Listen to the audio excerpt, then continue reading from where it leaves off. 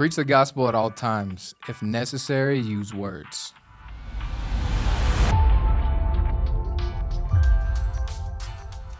Welcome to another episode of Zoom, where we zoom in on different topics or ideas and address them biblically. The phrase, preach the gospel at all times, use words if necessary, is a really popular phrase in Christian circles. That's because it does have some truth in it. As image bearers of God, our purpose is to glorify Him with our lives by reflecting who He is and enjoying Him. Like the phrase alludes to, we do live out our lives in light of the gospel. The scriptures are clear in how we act, even think and feel. It's not negotiable. Faith without works is dead, as you'll find in the book of James. Someone with a dead faith can't share the gospel because they haven't been changed by it. Matthew 5:16 says, "In the same way, let your light shine before men, so that they may see your good works and give glory to your Father in heaven."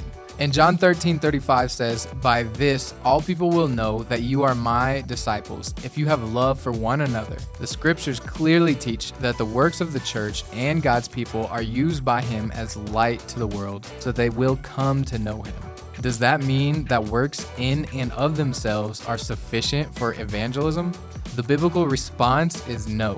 Words will always, or at least eventually, need to accompany these works. People need to hear and understand what, or better stated, who is behind our works, individually and as a church. We are justified by faith. We are sanctified by faith. Just as it is written, the righteous will live by faith. Romans 1:17. Where does this faith come from? Naturally, we're sinners and enemies of God. It definitely doesn't come from us. Romans 10 answers, everyone who believes in Him will not be put to shame, for there is no difference between Jew and Gentile, since the same Lord is Lord of all and richly blesses all who call on Him. For everyone who calls on the name of the Lord will be saved. But how can they call on Him whom they have not believed in? And how can they believe in the one of whom they have not heard? And how can they hear without someone preaching to them? And how can anyone preach unless they are sent? Faith comes from hearing the word of God.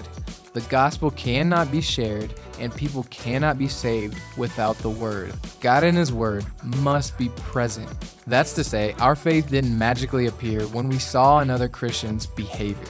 The behavior was important because it actually led us to question our own behavior and wonder why he or she is so different. But the word is important because it's the foundation for the behavior witnessed, and it's through the word that the Lord graciously grants us the gift of faith. Without the word, we're just trying to manage behavior. There's no real change happening, no new creation, and no relationship with God.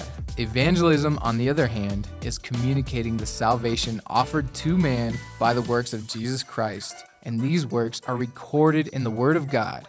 Our works and our explanation are never different from one another. The Bible doesn't separate them into two types of evangelism. Words and works aren't divided. Christ changes us, and we communicate that change with our words, and our actions testify that those words are true.